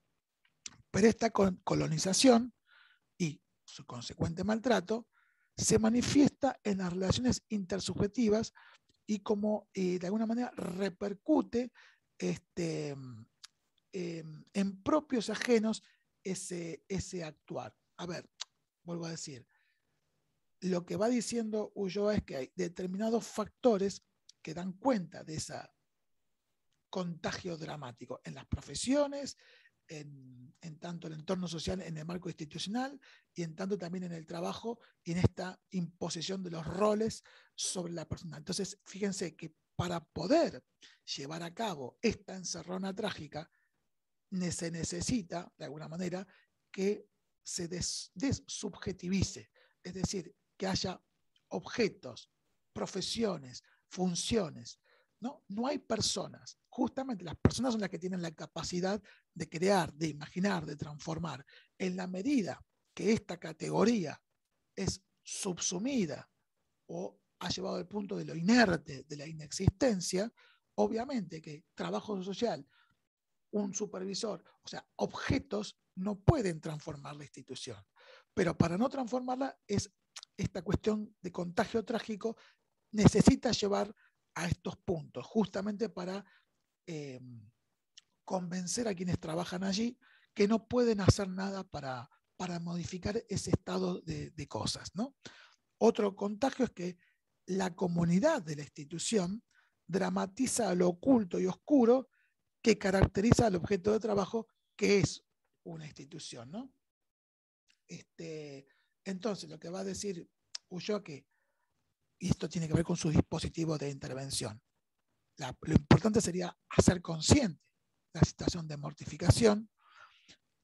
Va a decir es clave, aunque, bueno, claramente no exime del sufrimiento que se vivirá, justamente al ser consciente y darse cuenta que esto durante un tiempo inclusive prolongado, ha permeado el estado de mortificación del cual se ha participado. Inclusive, lo que va es traer la conciencia a ese proceso, donde seguramente será doloroso, pero necesario para poder salir de él, de su producción alienante. Y acá también es interesante porque cuando uno hace consciente esta situación en la que no solo fue víctima, sino que también va a ser consciente que ha sido victimario de compañeros y también de la población destinataria, como decíamos antes. Entonces, eso también vuelve a generar un dolor, pero un dolor distinto en tanto está pudiendo ser tratada esa mortificación en un ámbito específico como este tercero mediador, que sería el dispositivo institucional. Bien, y para un poco para finalizar, entonces justamente va cerrando el trabajo y aquí, en esta cuestión, esta mirada, ¿no? de salir del sin salida, es que donde se inserta la propuesta dice Ulloa, de la recuperación de la institución de la ternura, ¿no? Acá un poco pasando me había quedado, ¿no? Todo esto lo que me había olvidado de pasar la página. Estábamos justamente en el contagio y dramatización y pasamos a la institución entonces de la ternura, donde otra historia institucional dice es posible, a través, por ejemplo, del dispositivo de intervención para modificar esa situación de mortificación. Y entonces, lo que él dice y trae de esta historia del maternaje, la ternura opera como un lenguaje del cuerpo que funda el sujeto y abre las puertas para la inscripción de las demás instituciones de la cultura. Entonces, otra historia puede ser posible. Y Ulloa nos trae esta imagen materna, nutricia, y como explicación para dar cuenta que la institución per se no tiene que tener un destino perverso de encerrona trágica. Digamos, este no es el destino pautado. Puede haber otra forma de hacer y un poco esta idea de la ternura puede ser una pauta, ¿entiende? Entonces, que esta ternura originaria, en tanto, como decíamos, de la función materna, nutricia, es como una institución casi instintiva, fácil de confundir con la naturaleza y que posee contenidos diferentes, intersubjetivos, a los que se terminan elaborando en la mayoría de las instituciones de trabajo, que tienen que ver con estas que llevan a la encerrona trágica, que por ahí hay instituciones como muy extremas, pero bueno, siempre se oscila un poco en estas mortificaciones. Y él va a decir, podemos decir que quizás los dispositivos de intervención o el dispositivo de intervención de la psicología institucional psicoanalítica, que permite de alguna manera esta interpretación in situ de las cuestiones que en este caso serían lo que mortifica, lo que constituye la cultura institucional y lo que lleva a esta encerrona trágica, la posibilidad de recuperar estos dispositivos puede hacer de alguna manera retrotraernos a esa cuestión de la ternura originaria, y el dispositivo de intervención permita a los y las trabajadoras tener la perspectiva de una institución diferente, donde obviamente lo colectivo, lo cooperativo, lo creativo, lo crítico, lo cual no evita que pueda haber conflictos o discusiones o disputas más o menos fuertes, pero una institución en la que permita o avale aquello que estábamos diciendo al principio, que puedan mantener ese pacto de devolución, de garantía, de condiciones, de protección, de desarrollo, ¿no? Donde sí haya, digamos, ese acuerdo tácito de cierta violentación legítima que tiene que ver con las restricciones, con las normas, con las reglas, pero que al mismo tiempo éstas permitan el desarrollo de la creatividad, de la libertad, de reconocerse en el trabajo cotidiano y no llevar a este instituido per se como inmodificable que con el tiempo lo convierte en víctima y victimario en esta cuestión de la encerrona trágica de esta escena, de esta novela constituida como en tanto mortificación, ¿no? Que lo lleva a esta imposibilidad del sin salida y la enajenación, ¿no? Esto es así, el trabajo es así y yo me debo desenvolver así, ¿no? Y un poco lleva, si se quiere, en otros términos, no es lo mismo, a lo que Djourn nos planteaba antes, ¿no? Incluso a extremos como el sufrimiento ético, donde se avalan cuestiones de maltrato hacia otros o de una competencia feroz con otros, donde el otro debe ser destruido porque su mejora puede atentar contra mí, en lugar, en todo caso, de compartir ese reconocimiento por la obra bien hecha y que puedan mejorar no solo la eficacia de la organización del trabajo, sino permitir este desarrollo de la creatividad, de la autonomía, de la obra bien hecha, de la imaginación que permea no solo ya las instituciones específicas de trabajo, no, como decíamos, otros campos de lo social. Bueno, esto es un texto complejo, poco para darle por dónde tienen que ir, léanlo, pero acá lo importante es ver también, reconocer cómo es que se manifiestan estas situaciones de sufrimiento, para que ustedes tengan en cuenta que no es, uy, se llevan mal, estos no se bancan, muchas veces tiene que ver con aspectos, en el caso de Ulloa, de una cultura institucional negadora, ¿no? de desadueñamiento, como decíamos, fragmentada, instituida hasta el hartazgo, ¿no? Donde justamente, como decíamos antes, se despersonaliza y solamente se habla de objetos, de funciones, de cargos, ¿no? Y donde, como decíamos antes, las trabajadoras terminan siendo víctimas, pero en sus comportamientos reproductores de esta mortificación también terminan siendo victimarios. Y esto es lo que produce luego mucho dolor a la hora del dispositivo de intervención, pero un dolor necesario de pasar en tanto puede ser tratado o abordado para generar transformaciones. Por eso, volviendo al principio de las clases, cuando hablamos del tiempo en el cual se sostiene este dispositivo de intervención desde la psicología institucional psicoanalítica, es variable, porque hay que ver cómo tolera, ¿no?, el grupo estas interpretaciones en campo.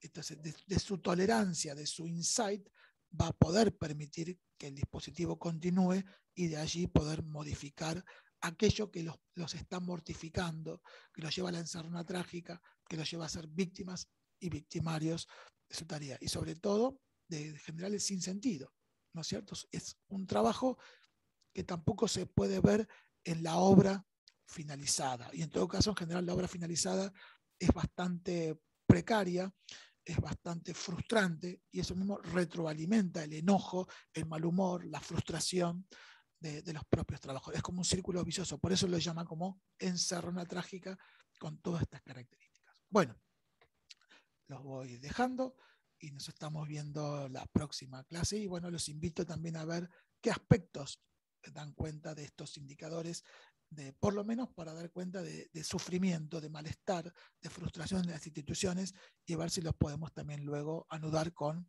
esta perspectiva de Ulloa. Hasta luego.